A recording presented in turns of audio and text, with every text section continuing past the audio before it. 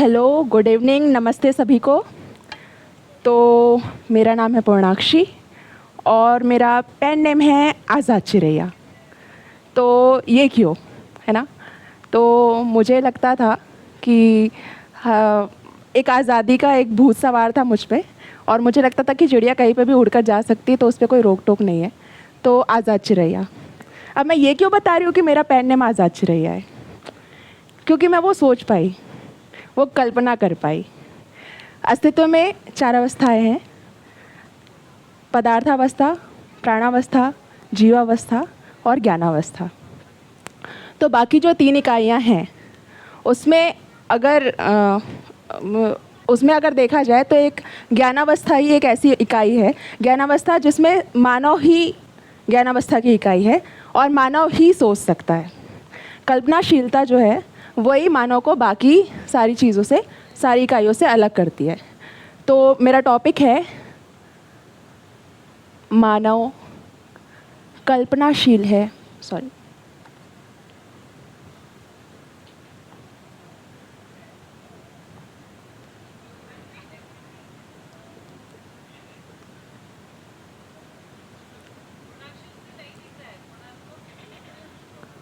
ठीक है, दूसरा ले है मेरे ध्यान में नहीं था। तो इंसान के बारे में 2 चीज़ें हैं, एक तो वो कल्पनाशील है, दूसरा वो कर्म स्वतंत्र है।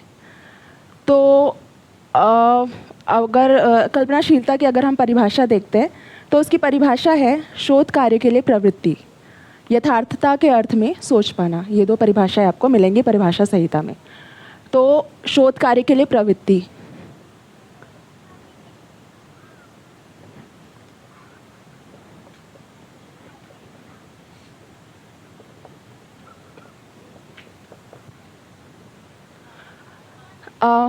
तो शोध कार्य इन द सेंस कि ऐसा नहीं है कि हम किसी एक पर्टिकुलर चीज़ की हम बात कर रहे हैं।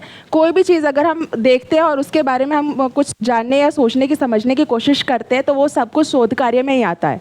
आज तक मानव जाति ने जो कुछ भी किया है, ठीक है, वो सारा कुछ शोध में ही आएगा। चाहे हम वैज्ञानिक जो रिसर्च होते हैं, साइंटिफिक रिसर्चेस है, उसकी बात करें, चाहे हम बाबा जी के अनुसंधान की बात करें, वो सारा कुछ शोध का ही परिणाम है। ठीक है, अब हुआ क्या कि अब तक के मानव जाति ने जिस तरह से शोध किया तो उसने अपनी कल्पनाशीलता को दौड़ाया, पर कल्पनाशीलता एक्चुअल में क्या है कि हमको जब तक जिस डायरेक्शन में सोचना था हम उस डायरेक्शन में सोच नहीं पाए, तो हमने चीज़ों को इधर उधर से उठा पटक कर, जैसे कि मैंने बोला कि मैं एक चिड़िया की तरह उड़ना चाहती हूँ, ठीक है, मैं एक इंसान हूँ लेकिन मैं इंसान की तरह नहीं, एक चिड़िया की तरह रहना चाहती हूँ। हम अगर किसी को बोलते हैं कि लाइफस्टाइल कैसी होनी चाहिए तो हम बोलते हैं शेर के जैसा जीना चाहिए। क्यों हम इंसान की तरह क्यों नहीं जी सकते हैं? क्योंकि हमारी कल्पनाशीलता को सही डायरेक्शन नहीं मिली, हमें किस डायरेक्शन में सोचना है वो नहीं मिला।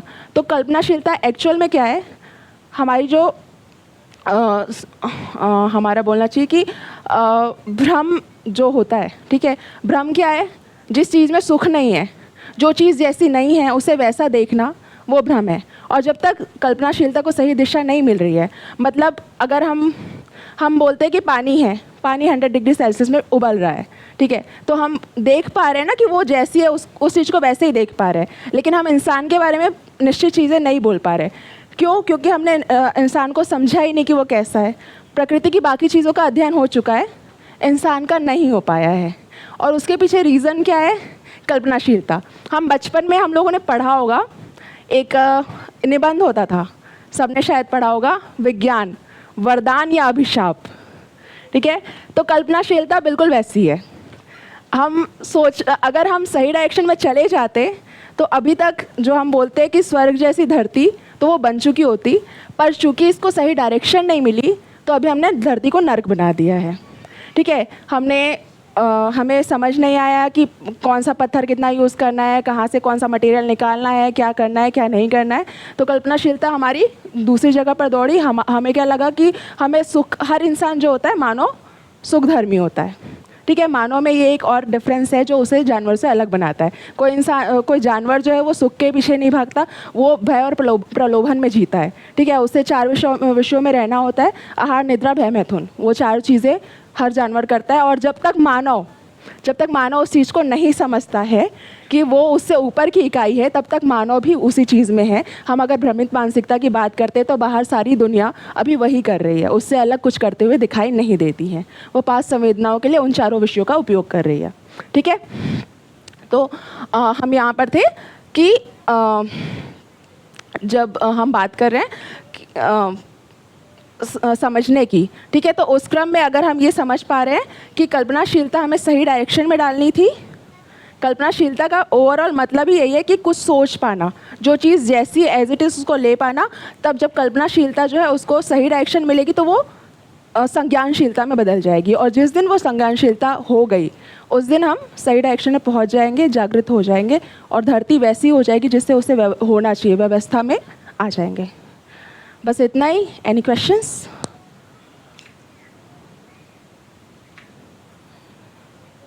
हाँ, 5 संवेदनाएं: शब्द, स्पर्श, गंध, रस, शब्द, स्पर्श, गंध, रस, रूप।